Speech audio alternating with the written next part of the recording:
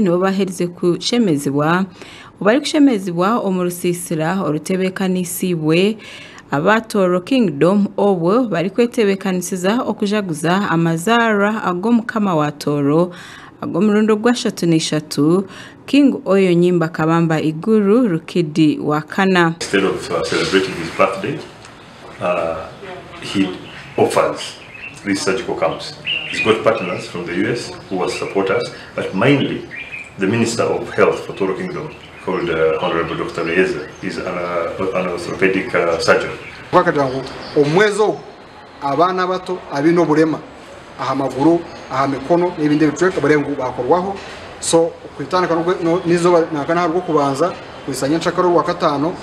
abana baryone babashemeza bakashemeza abana kagano. Mukama Oyo yarambura wards ezirimu abana abashemezibwe aho yagambaho n'abashaho utireho n'abantu abamaka hagabana babo babasize kushemezwa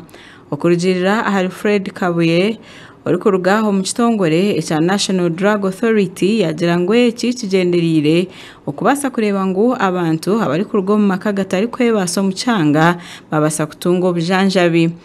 obujanjabi buno obumulamwa okwawo kakulala kubanga balongoseza abantu abalina ebizibu naddala abaana bato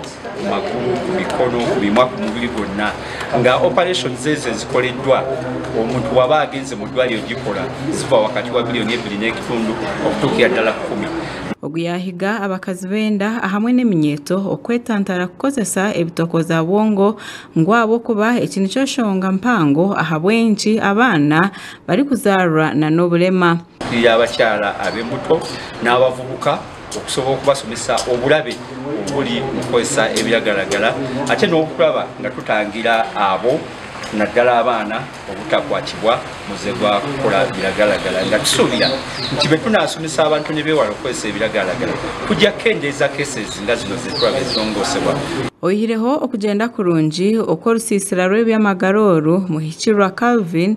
yayoleka okukwatwaho ahabo kweyongera okomwijurirano kandi obwo hariho nane nambanche eyabashaho tugenda mu marwaro agandi surgical camps zikiriho kurwa abantu bakikweho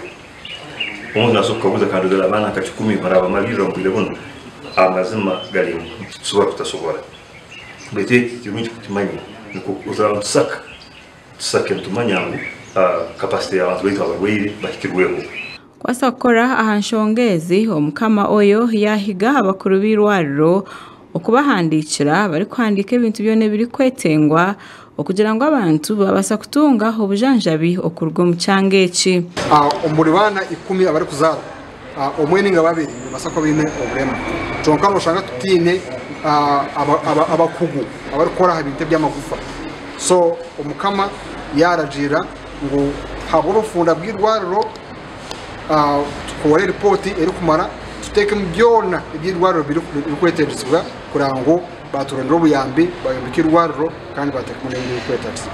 Hilary Kayondo omuzeyire omwana we hashemezibwe yasima abo bukama ahabo kubahereza omugisha ubwo kugira ngo omwana wabakoreho abase kugaruka kutambura ngo ahabo kuba abira atari kubasa okugira ngo atunge sente ngo omwana washemezibwe sima muno kandi ninyonga kusima nisaba gumo akwanya omwana wange abyarwire tutege bitabujanja byafunika nisaba ke kanimana tutakwikira nakera obujanja bwatuletia bukama bwetu batonto tusima muno okubaho okomukama owatoro cyayongera amani hombariyo bakora omurimo ubwo kureba ngo abana aba babasa okushemezibwa. Makraga Gashakwa Justin Nyakaisiki, Tayari West.